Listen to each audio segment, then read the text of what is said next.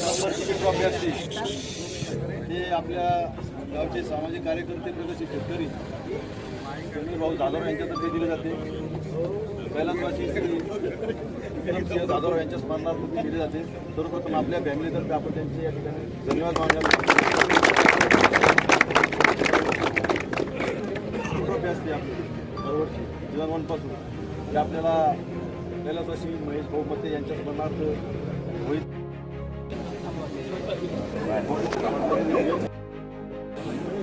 नमस्कार, आज आपण NCPL सीझन 16 याचे उद्घाटन समारंभ करत आहोत।